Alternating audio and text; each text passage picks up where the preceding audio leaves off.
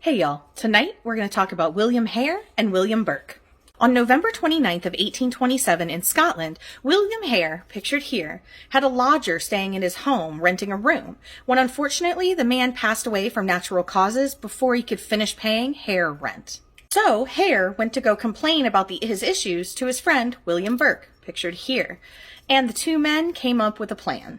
After the funeral of the renter, they would go and take the body out of the coffin, replace the body with bark so it weighed about the same, and then they sold the body to Edinburgh University to a Dr. Robert Knox. During this time frame, you couldn't just donate your body to science like we can now. So the law said that scientists could only take suicides, criminals, and foundlings at orphans. So it was leaving kind of a lack of bodies to study for the anatomy programs. Doctors were doing is they would kind of turn a blind eye to where the body came from and buy them off of people who were willing to sell them.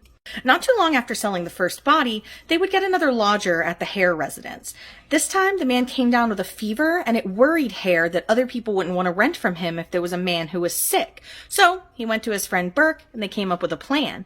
They would get the man drunk, and then Burke would lay across his chest while Hare smothered him with a pillow. Then they took the body and sold it to good old Dr. Knox again. So, over the course of a year until November of 1828, Hare and Burke would kill 16 different people and sell their bodies to Dr. Knox. The final victim would be Margaret Docherty, who they would lure into the lodging and, get her drunk and do their usual, smother her. They hid her body in some straw at the foot of a bed. Well, the next day, some lodgers who had stayed there returned for some forgotten property when a woman found Margaret's body. She reported it to the police, but by the time the police got there, they had already sold the body to Dr. Knox.